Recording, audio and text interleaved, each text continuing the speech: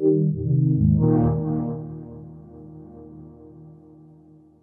I'm Ted Price, founder and CEO of Insomniac Games. Creatively, what was it like jumping into virtual reality for the first time? It was an adventure for us jumping into VR, and part of that is we have been developing third-person action games for a long time. But when we began experimenting with cameras and control in VR, we had to rethink how we were designing.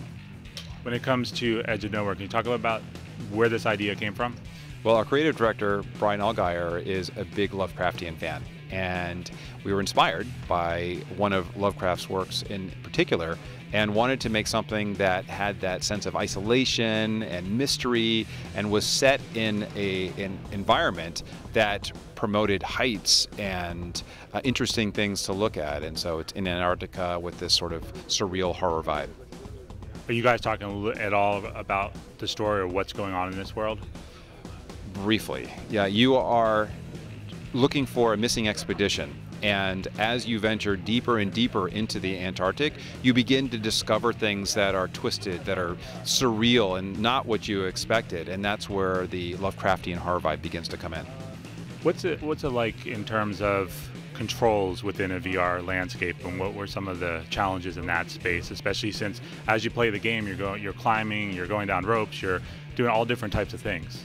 The first challenge we ran into was how much should we, the designers, control the camera versus the player. And we learned very quickly that as soon as you take camera control away from the player, it can be uncomfortable. So we began to experiment with where the camera should be, how close to the character, and especially when, if ever, we should move the camera versus letting the player move it with his or her head. You guys also, at least in the demo here, have the contrast from the outdoor snowy environments to the pitch black indoor environments. What kind of challenges is that in virtual reality where you're kind of trying to guide players where to look in a way? Well, we tend to use lighting to help players discover the next step in their journey. And when we are going from interiors to exteriors and vice versa, we usually have to create some visual guidelines or guideposts for people to help them navigate. So going into a pitch black cave, it is a little disorienting, and we give you a few seconds to be disoriented until you light the torch, and all of a sudden you're facing something very different than what you were facing outside. A lot of people are talking about visuals when it comes to virtual reality, but can you talk about 360-degree audio and how you guys implement that to also steer a player and also add to the ambiance? 3D audio is incredibly important for VR, and especially in an action adventure where there are things happening around you all the time. So we use 3D audio cues frequently in Edge of Nowhere to give the player hints about what's coming at him from the side, maybe stalactites about to fall from above, maybe there's a giant monster that's traveling over the player's view cone, and finally there is this whole immersive ambiance that we can use to make you really feel like you're there, not just visually but orally.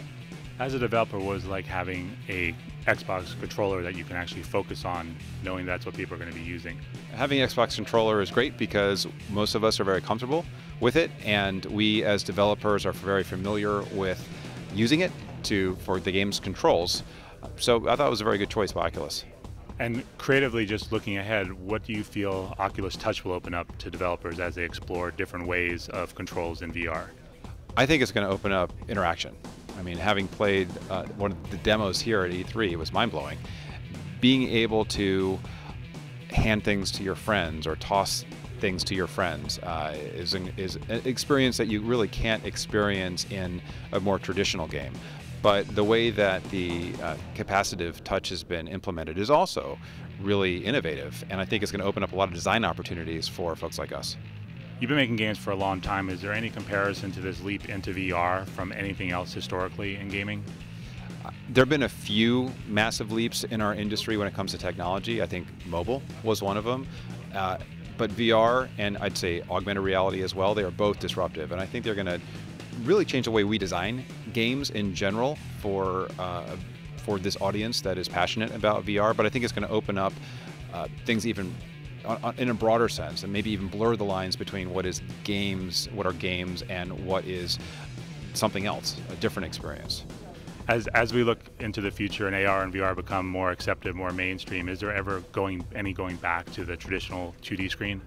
I don't think we've stepped away from the 2D screen at all. I mean, I still play tons of games on my big TV and on my small phone, and I don't think that's ever going to change. I think what VR is doing is expanding what's available to players and giving us as players just more options for the kinds of worlds we will journey to and how we experience them.